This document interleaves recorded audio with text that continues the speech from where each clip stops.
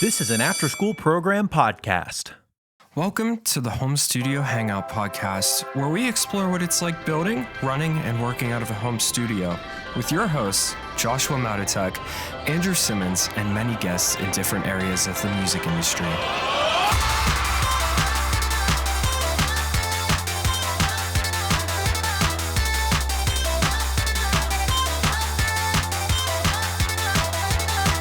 Hi, welcome back to the podcast.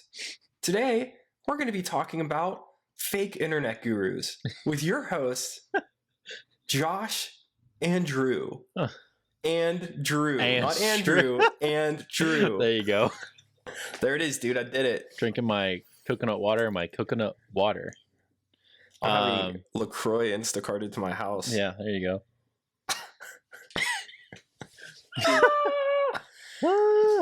All right. But yeah, no, that's what we're talking about. I guess we might need to explain what we're talking about first. All right. Because it's something that Josh is very passionate about. We rant about it in the group chat like twice a week now. We did. I think it was like me. I started a monster. Me and you and Moshe and Seth. And who else was it? Somebody else. It was Greg, Enoch. maybe. And Greg. Oh, Greg is very passionate about it. It's to the point where I'll bring it up just to watch him go. He gets so heated. I shouldn't do that. I shouldn't get the guy worked up. He gets so heated, but it's so funny. I love it. But his takes are always the best. I know. And I love all of those people. They're great people. So, anyway, what we're talking about are people who try to solicit services that are essentially snake oil, and how to figure out which ones are worth it and which ones aren't. So this could be actually on a larger conversation outside of just gurus. It could just be like how to suss out crappy products from good ones. How to suss out. Right. So Red's acting sus, bro. I'm trying to paint this picture here. Yeah, go for it. If I told you MLA format Facebook post, 1,200 words, lots of emojis, siren emoji at the top, and really focusing in on your fears as an artist or producer or whoever, there's a good chance we're talking about the same kind of people. Yep. So this all basically started because it worked for a guy named Gary V. I'm sure you heard of him. If you haven't, it's not that hard to figure out who he is. The main difference here going into this is that it worked for Gary V because Gary V is very successful, and he started doing these things after he was successful. So Gary V at this moment owns multiple companies, I think he's billionaire at this point, definitely millionaire, but owns agencies for promotion, owns media agencies, he's a big investor in a lot of different startups and stuff. He was a big investor into Musical.ly, which got bought TikTok by a Chinese company called TikTok.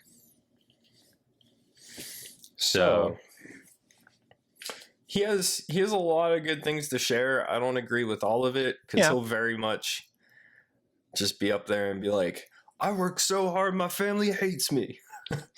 He's an interesting Instagram follow, I will say that. And it's you're proud of that? But anyway, I mean, that's not exactly what he said. Okay, I'm being very dramatic right now. He hasn't actually said that, but he's literally I sacrificed very important relationships for my personal gain, and it's everybody does in some way, shape, or form. So I really can't judge, but I don't agree with the whole grind until you die thing. Yeah. Let's start with that. Grind until you die is not good. It's not okay. Bro, I tried that. I was so close to just going to the doctor and getting a Xanax prescription. Yeah. Because I was so stressed.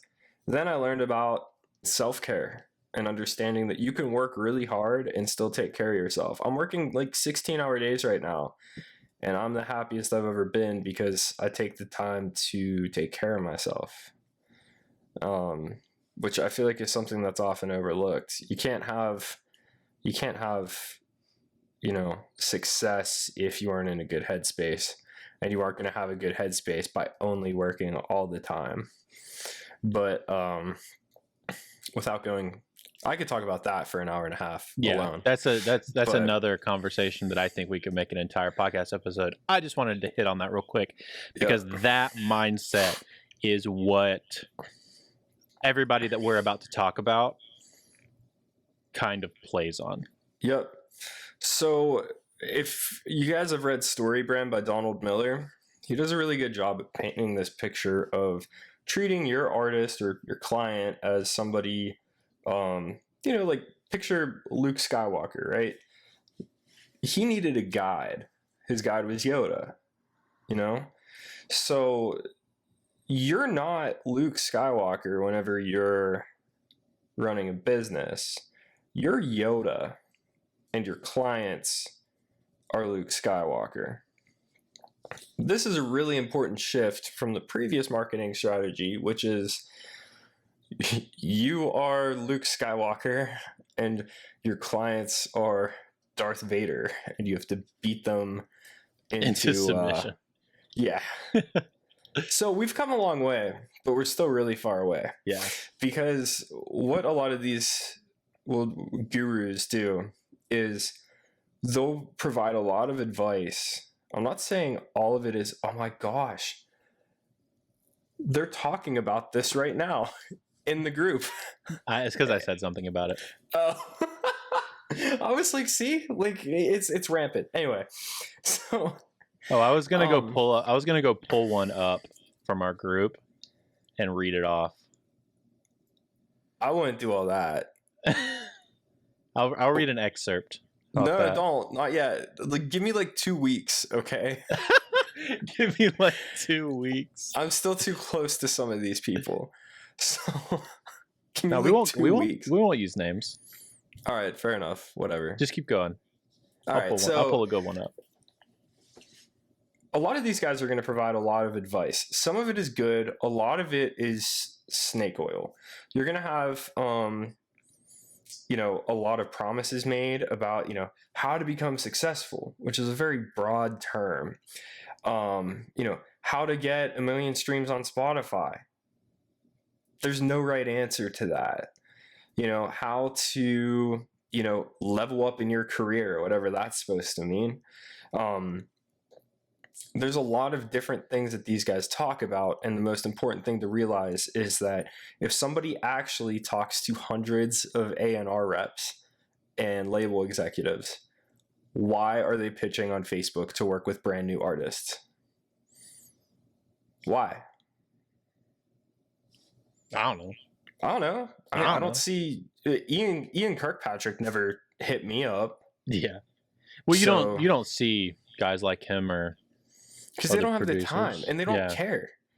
Why would you, if you're really working on projects that big, then why are you focusing on small projects? If you're really, to quote one from earlier today, talking to hundreds of A&Rs and labels, hundreds of A&Rs and labels.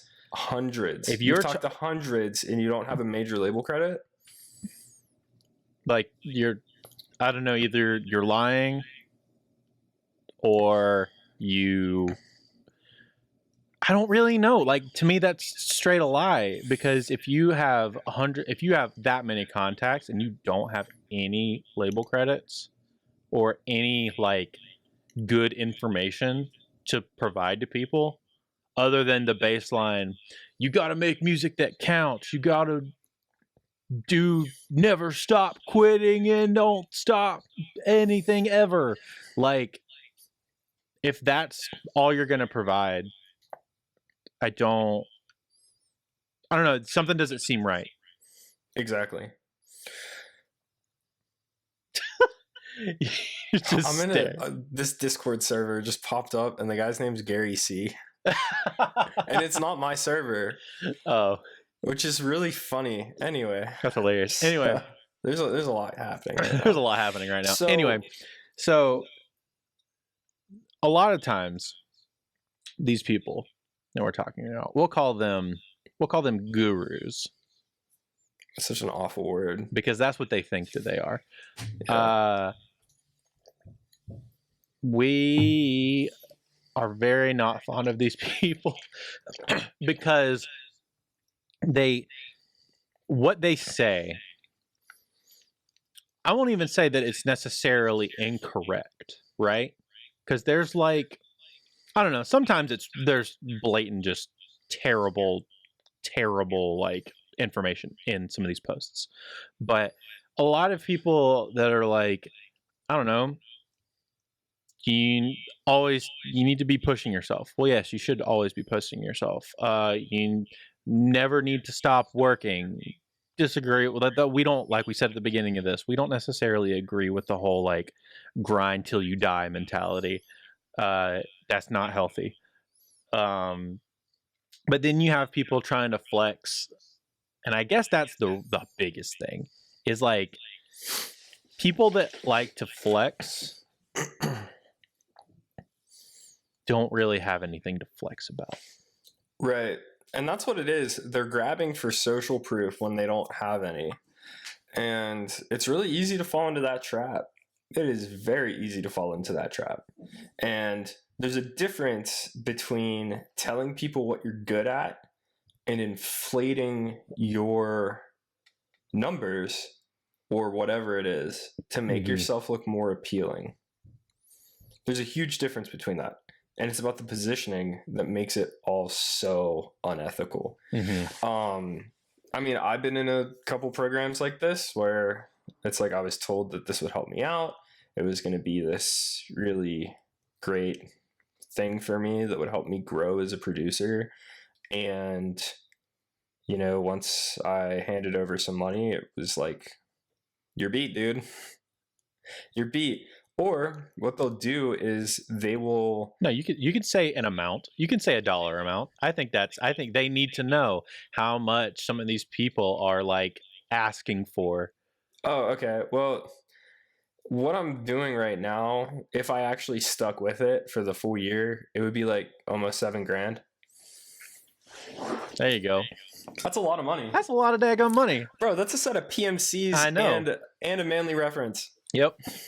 But my mindset was, well, the gear isn't going to make me money, which is true. Which is true. That's a factual But I'll tell statement. you what, being told that I have to. Dude, you just froze so bad, and your face looked like Woody in this one section of Toy Story. It was really cool. So, you know, basically being told that if you follow X, Y, and Z, then you'll get A, B, and C. And that's not always how it works. And the truth is that there's no one formula for every single business, for every single creative. And that's where things get mixed up. And the last episode that we just recorded, you know, an hour ago, I was talking about how I went through sales training. Those things do work for everybody because we're talking about the same exact kind of people buying the same exact kind of car in a similar market, you know, like, and that's especially true for Toyotas. Everybody who wants a Toyota knows that they're a little bit more expensive than, you know, Hyundai and Kia and all that, but they know that it's a great investment and it holds its value. So the customer already did all their work for you, you know. While maybe if we're talking about like a Porsche dealership, you can't put a Porsche dealership in the middle of Montana and expect to do 150 cars a month. And a thought on the same lines of that is Toyota already has social proof. Because they've lived it. They've lived it. I have met customers who have just completely beat up cars with 400,000 miles on them, and like it still runs.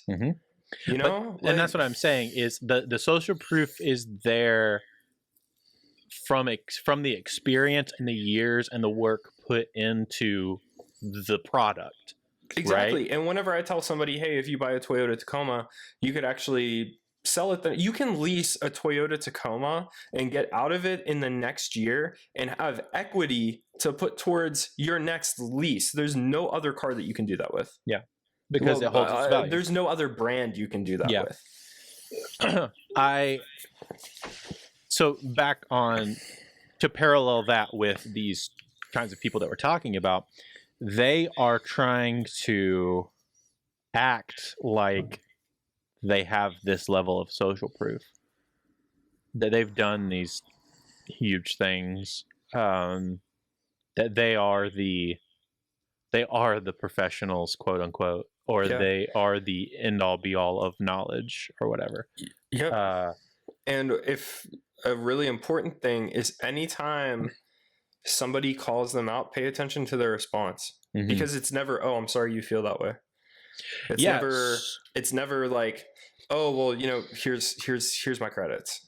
Yeah. You know, here's my numbers. Here's my numbers for everybody that I work with. This is, if you were a producer talking about marketing, there's a great chance that you are not a marketing professional. And in my opinion, you should not be mixing both. Yeah. That's why people pay people to manage them. Go hire my friend Anthony, like at Simple, you know, he's working with, I forget the guy's name. He's a big manager for Atlantic. And it's like, that guy has proof and he has numbers to back it up. Yeah. Which means if I paid him 10 grand and things didn't work out exactly how I wanted it, I know that he's not the problem. Yeah. You know, it's me. But now with programs like this, they will give you a dose of mindset training to help you get into the right mindset. So whenever you aren't hitting your income goals, you can at least justify it because, oh, well, this makes me feel good. Now, I was talking to Mallory about this, who's all about this sort of thing. And she's like, well, what's wrong with paying somebody for that? I'm like, there's nothing wrong with paying somebody for that. What's wrong with paying this specific kind of person is they promise you one thing, but they keep you around because of this other thing. Yeah. And it's this divisive. is super extreme, but like, cults literally do that. Yeah. Yeah. I mean, yeah, it is extreme, but that is true. Like if you look at Scientology, I hope they don't kill me now, and like the Nixium cult, like that's what it was all about. It was built as this multi-level like development program for yourself, and because you feel like you're making progress mentally, even though you're dumping money into the program, you justify it. Yeah. These self-development, I guess they're more development gurus, like growth gurus or whatever, like how to market your, because there's really two kinds. There's the kind that go after like producers, and then there's the kind that go after artists. And the truth is, if your producer is talking about you know, all the reasons why you'll fail if you don't hire them, then they're like, you should not work with. That's a major red flag.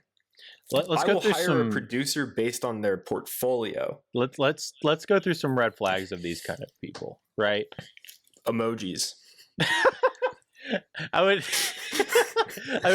say necessarily that, but it's consistent. That's the issue is, yeah, there is a consistency factor there.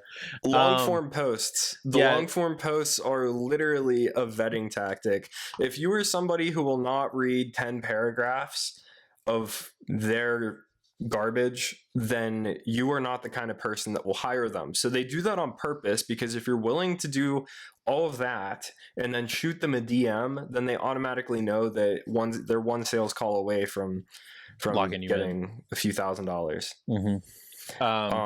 So we'll say the making you feel bad about your life or lack of doing something, like making you feel bad for taking breaks, or making you feel bad for not being where you think you should be for some reason. Like they make you feel terrible because you haven't reached your potential.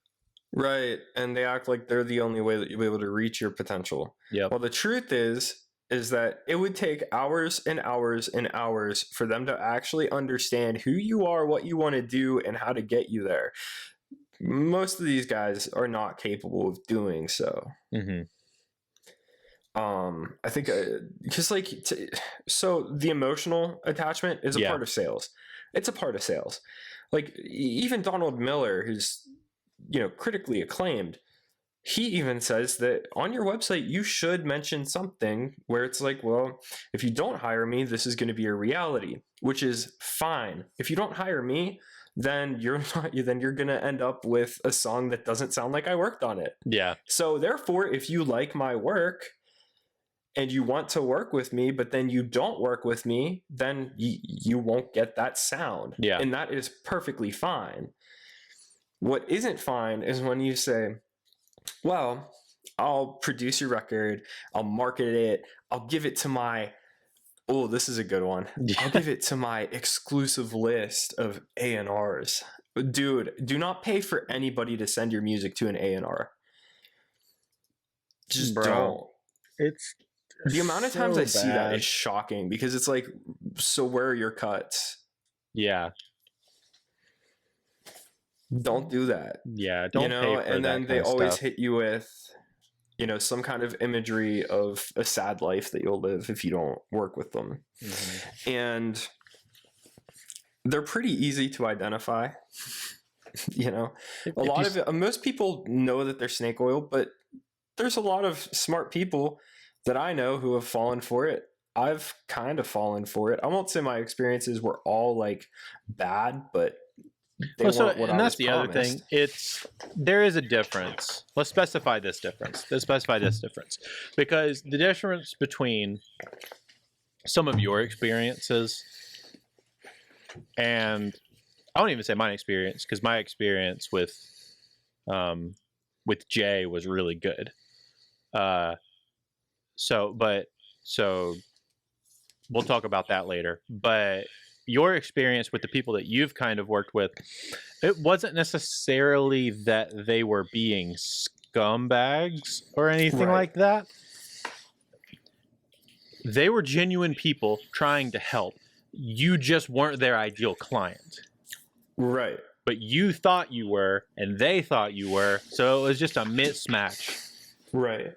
In reality. No $7,000 transaction should take place over an hour. Yeah.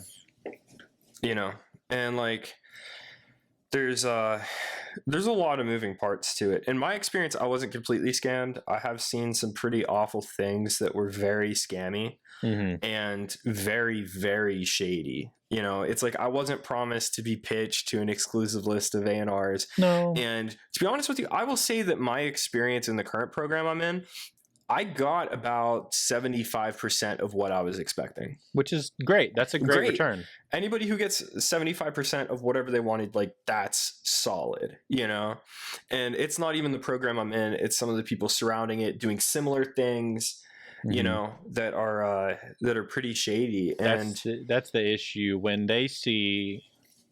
So this is kind of another aside, but when the people that are in the program with you see that, oh, well, this is working for this guy. I know how many people are in his thing, and I know how much they're paying him, and I know all of this information, so now I can just go promise people all of this stuff and also get paid like that. It's not how it works, because I know the dude that you're working with has been like a business guy for years, and he knows a lot about business, not necessarily music, the music industry. Because I kind of went into it knowing a lot about business, I'll say that everything that I was taught was stuff that I pretty much already knew, but it wasn't wrong. It was all spot on with like actual training programs that I had to go through from legitimate sources, So like, it's not like I was being fed false information, and it's not like I was really like ripped off or anything like that.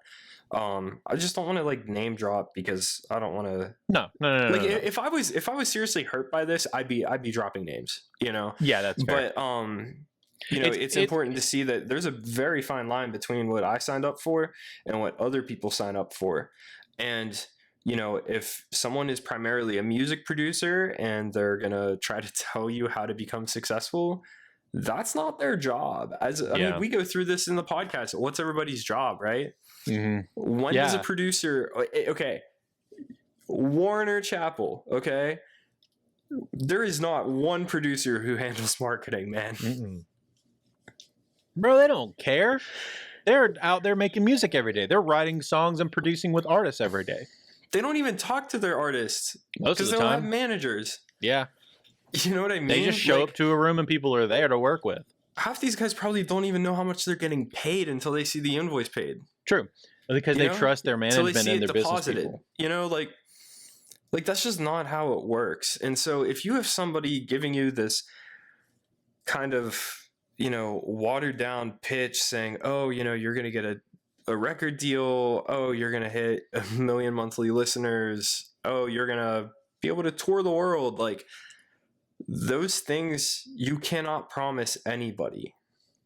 And I think all of those things, everybody would love those things, right? No one doesn't want those things, but what they're capitalizing on is kind of twofold. They're capitalizing on the dreams of pretty much every person that wants to be in the music industry. They want to be successful. They want to do well. They want to make money. They want to make a living at what they're doing, right? So they're capitalizing on that dream, but they're also capitalizing on the impatience of people. Because what they're essentially saying is, hey, you want this, you want success, right? You want glory, success, you know, a full-time job in music.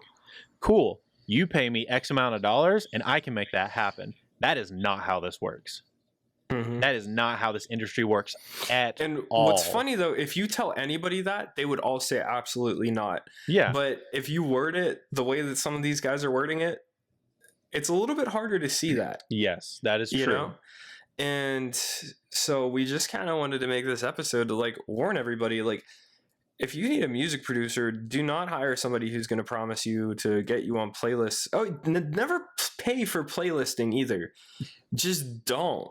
You can't. Like, if somebody at Spotify, like one of their curators, if it's known by Spotify that they're getting paid to put songs on a playlist, like, they get fired. Mm-hmm. So, like, don't pay for that. Don't pay for your songs to get pitched to A&Rs. The only thing that you should be paying for is the, you know, small fee every month that you could pay that pitch. Shout out to Mark Eckert and get your songs pitched to music supervisors for sync. That's the only thing. Mm-hmm. That's the only time I could ever think that you should pay for any sort of pitching. And that's simply so he could pay his staff to run everything, and he runs a great business. He does. You know what? And we're gonna drop a link to that pitch. Yeah, we will. Well, shout out to the family, Enoch, Mallory, Mark, all of them. Like, I personally use that pitch for making a little extra side money and a little extra stuff. But they just recently, within the last month, I believe. Some people may not know this, so I want to say it, but you can, if you sign up for that pitch membership, I suggest a year. It's not that expensive. It's a couple $100, I believe. I think. Maybe $5. You pay for that for the year.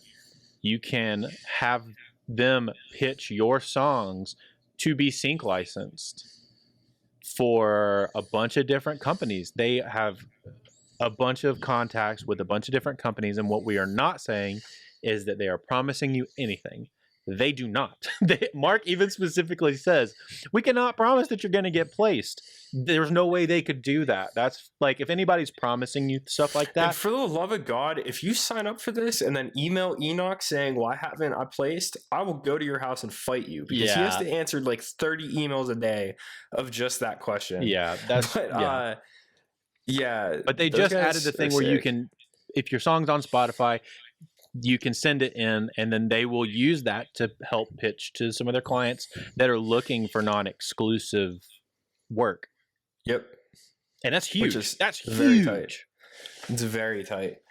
And I think we kind of covered all the points. I feel like we weren't super we weren't that hard. Clear? I want to say these kinds of people, I think we were pretty clear. I think these kinds of people I think what we're trying to say is be careful. When you see something that you're like, that's like such a good deal. Like, why wouldn't I do that? Maybe think a little bit about it. Have a little bit of hesitation with some of that. There's also something else I wanted to talk about, though. Yeah. So there's a big difference in how these things are pitched. Mm-hmm. Like, for what I signed up for, it wasn't like pay for success. It was like pay to get your life together. And like, it gave me a lot to think about, and it helped me out in a lot of ways. Mm-hmm. Whenever somebody is saying, you know, pay me and you'll end up like this artist, that's bad. Yeah, that's very, very bad. I think that. And then if you question them and they hit you with anything that redirects or puts it back on you, mm-hmm. you need to run. Yeah. I mean, remember the other day, I don't know if we should put this out into the universe, but why not? We were getting sick of these posts, and so someone in the group chat was like, just copy pasta the post. Just copy the whole post. Click, because select there all. There was a post earlier that I legitimately thought was a copy pasta, so I copied it, I pasted it, and then I saw him replying to people above it, and I was like, oh, he's serious. And I just left it. And so I put it in the group chat because I thought it was hilarious. Oh, it was super hilarious. That I thought that this post, it wasn't even about music. It was something stupid. And so I thought that, like, I felt kind of bad, and I apologized, but I kept it up just because it was kind of funny that I thought that it was a copy pasta. And everybody agreed they thought it was too. Yeah. So later on... turns out that guy just so happened to be one of these self-proclaimed internet gurus. And he made a giant post about how you could get like access to industry execs. I love that term, dude. Yeah. And you know, A-list producers. And it's like, dude, if I want to work with an A-list producer, I'll email them. Yeah. And all this stuff. And so Enoch was like, you won't do it again. I was like, that I will. So I did it. Throwing Enoch under the bus. And immediately, now mind you, whenever he was met with resistance, I didn't say anything other than his own words. Yeah. He didn't even just, like, the easy thing to do would be just block me. Or just delete the post. Delete the comment, yeah. I feel so bad admitting that I did this because, like, it's kind of rude, but also, like, these kind of people should not be welcome in this industry. Yeah. And he wrote me a massive paragraph threatening me to blacklist me from the industry. And he kept hitting on the point, well, you're on Facebook so much, you must not have much going on with music. He was on Facebook far more than me. Oh, yes. Judging by his news feed. And that, to me, gave it all away, that what he was selling was snake oil. Because he never once backed up his claims. He personally attacked me and then tried to scare me by claiming he had power that he obviously does not have. If copying and pasting a post gets you blacklisted, that's news to me. And everybody that I know who does cool things, they were all like, I have no clue who this guy is. Yeah. And so, one, never accept a dare from Enoch. It'll go badly. But two, that was a major moment for me because I was like, look, that's exactly how, like I'm really into cults and I love watching cult documentaries because it's interesting. And there's a lot of parallels in both sales, but then also like it's psychology. Other things. Yeah. Like, I mean, just psychology in general. And sociology, it's interesting. Yeah. But like, that's how it's always flipped. It's never, let me show you why I say these things. It's always, let me show what's wrong with you. Mm-hmm. And it's to make you question yourself instead of continuing to question them. Mm-hmm. And so it's just really important that as a community, we understand that if you want to hire a professional, you're going to hire a professional who does what they do well. You're not going to hire somebody who's going to promise you success, because the only person that can make you successful is yourself. And here's the other thing, and that's a really good point, is there are people who talk big. There are people who talk big and can back it up. And there are people that talk big that can't back it up. And honestly, what comes down to is, what does their portfolio look like? What does their work sound like? Is it good? Is it not? The sales tactic can be sleazy or whatever, but like if they do good work, I wouldn't necessarily still go with them, but I'm not necessarily going to say go with them, but at least they do good work. Yeah. And another thing to keep in mind is like my portfolio isn't big right now because of the major shift I made. But like I do pretty good work, and I'm very transparent about what I do and how I do it. So if I have a client coming on board and they're curious, I get on the phone with them and I talk to them for sometimes over an hour. Yeah. Just to lay out with 100% transparency exactly how it is working with me, what I like to work on, what I don't like to work on. You know, what kind of person am I? What's my favorite food? Where do my politics sit? You know, like those kind of things are important when you're a producer, because you don't want people to feel like you'll ever judge them if they bring you a personal song. The key difference between you and what we're talking about is you're willing to have a conversation. Right. And then another thing, though, I was on the phone like last month with an artist, and they said, hey, man, I really do feel like you're going to be a great fit. It was just outside of my genre. And they said, I'm just a little hesitant because your portfolio doesn't have anything. And instead of being like, oh, well, it's your fault for not recognizing that, you know, I'm good. I'm awesome, yeah. Or you can't tell from the songs that are on there. Yeah, I said, golly, dude. And I'll wait for it. Hey, I totally get it. No sweat. I'd even be willing to do a little bit of work for free just to make sure we're on the right track. Yeah. That's not hard to say. It's not going to take you any more time. And the other thing is you're probably going to land it. They're much more likely to go with you in that scenario and can give you money. And honestly, they probably gonna, if you kill it in that situation, especially in a situation where they question you and you kill it, they're gonna come back. Right. And so another thing to keep in mind is a lot of these guys are successful. Like they make a lot of money, you know, and they just don't make money in what you're trying to do. They make money in scamming people, really. Right. And because it's a different level of manipulation. Yeah. Technically, all sales is manipulation, right? You're getting people to lie to themselves saying that they need to work with you. Yeah. That's how Seth Godin puts it. And it's terrifying whenever you think about marketing that way, but it's the truth. I bought this phone case not because I wanted it, but because that brand convinced me to lie to myself saying that I needed it. Hey, yeah, that's a good point. You know what I mean? Like outside of the necessities, like you're going to hire a plumber because your toilet doesn't work, right? Yeah. Like I don't need that stupid phone case. I could have went to Five and Below, paid $5 instead of 40, you know? And like that's technically sales is manipulation, but in not a really messed up way. Whenever you start messing with people on a different level and preying on their fears, that's whenever it gets screwed up. Because you need to have a team of people who believe in you, who care about you, who want you to succeed, but aren't putting you down and then making you feel good to keep you around, even though you're not succeeding.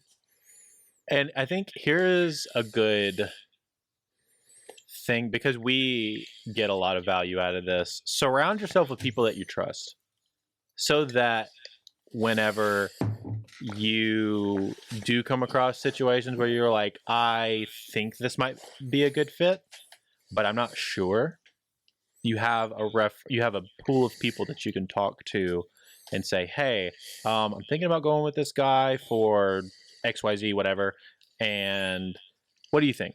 Just, you know, thoughts. Somebody that you trust that isn't going to, you know. If I was in this group chat a year ago, I'd save a lot of money. That's fair. That's very true. But that's the other thing. A lot of people that like do really good work, they just give away information, dude. Oh, it's crazy how accessible people are. They don't give a crap. I think that was... Is that the 4-Hour Work Week, or is that This Is Marketing by Seth Godin, where they talk about that?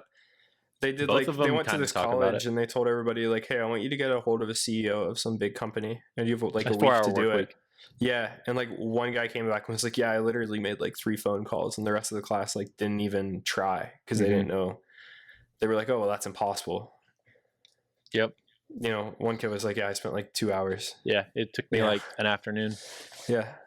And like it was somebody big too. Like I'm talking like a company of like Apple. It was a CEO of, I think he was teaching it was a marketing firm. It was a CEO of a huge marketing firm. Oh no, it was the CEO of Coca-Cola. That's what it was.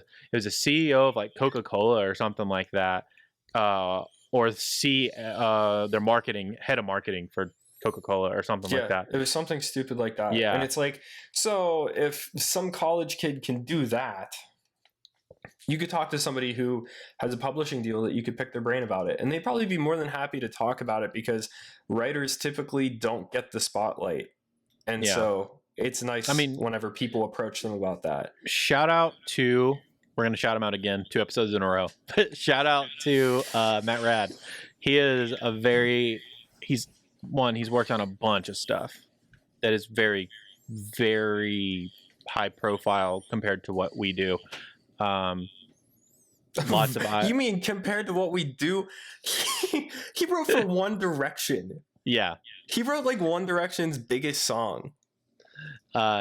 He's does a song. He's a producer mainly, I do believe, though. And he has been really well, like, he's cool with just people reaching out. It's really cool to see. I'm in his DMs like twice a week. Yeah, it's super cool. I'll share stuff from the podcast that I get value out of, and he's always DMing me back and saying, hey, man, thanks so much for sharing. And I'll ask him a question. If I have a question, he'll be like, yeah, dude, respond. Well, also, that's part of the reason why he's so successful is because that's just the kind of guy he is. Mm-hmm. So how I found out about him is because of my friend Nick. Nick was working at this studio that did lockouts. If you're not familiar with that, people pay money and then they have a studio for a month. So like he actually has a list of all these famous people that were working there, and it was really cool. But Matt Rad was one of the guys who had a lockout there. So Nick got to meet him because of that. But what made me want to follow the dude in the first place, even before he did the podcast, is Nick had mentioned about how the day that he won a Grammy, he came in and everyone was like, hey, congratulations. And he was just like, oh yeah, thanks. I'm gonna go do some work. You know, like, and what's funny is he has at least one Grammy. I'm pretty sure he has a lot more. And like, you never hear him talk about it, even on the podcast that he does. He never talks about it. And it's like, people who are very into the art of creation typically are the best kind of people, you know? But that's also why they're so successful, because they're just genuinely nice people and they'll do what it takes to get a great product. Whenever you systemize your work to the point where you're limiting yourself to 3 revisions, I used to think that that's how the world worked. Yeah. I think I made a post about that the other day.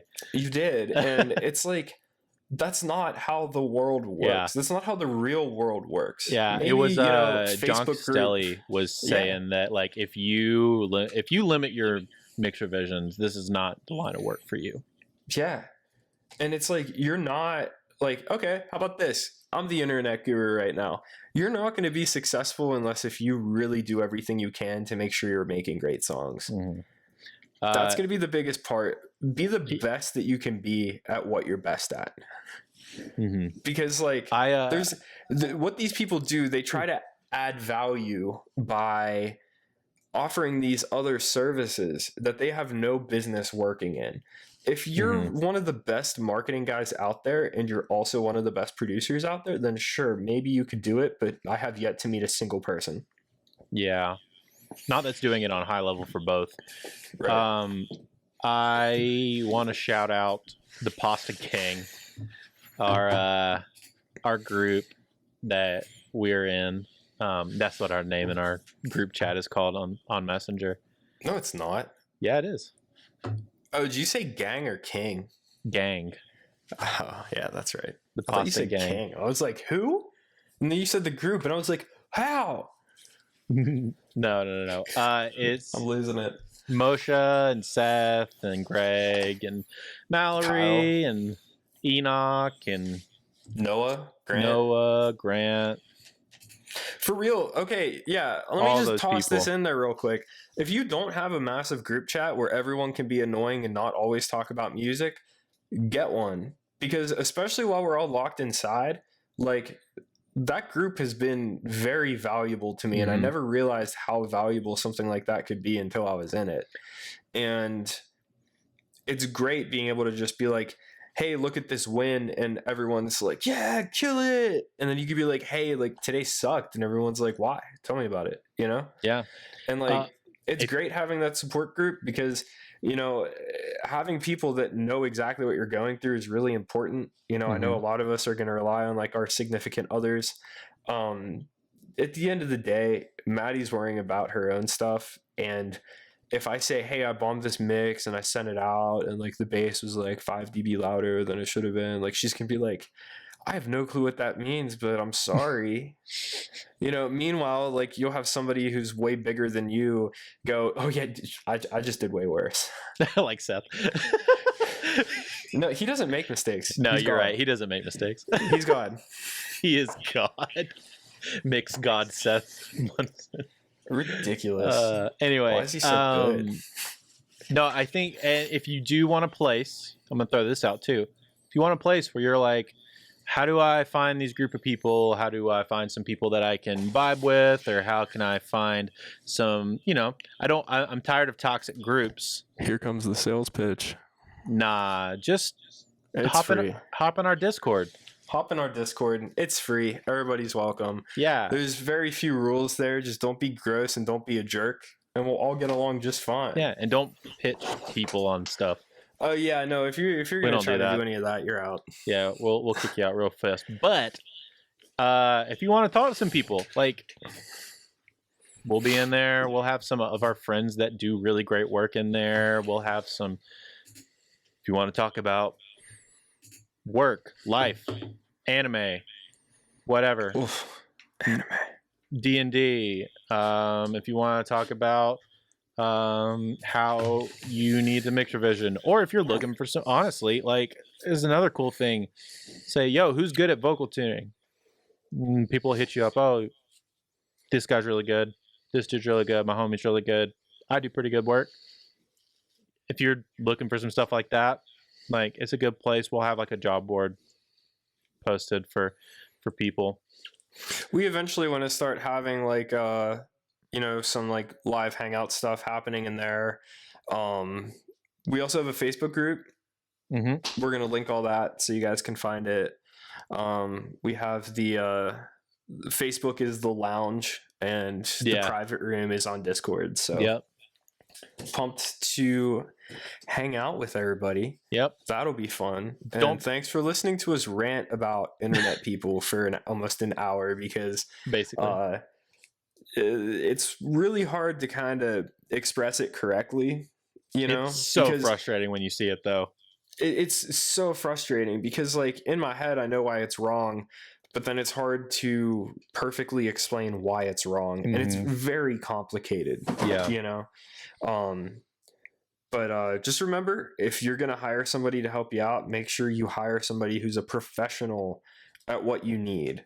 So if you need a producer, hire a professional producer. If you need a mental health coach, that's a therapist, then go hire a therapist. Yep. If you need a, you know, like, I'm not going to hire a contractor who's also a personal trainer if I want to get in shape, right? If you want to work with a real artist development team, then work with a real artist development team, not a producer who claims to be one. Or that doesn't mean don't give people shots.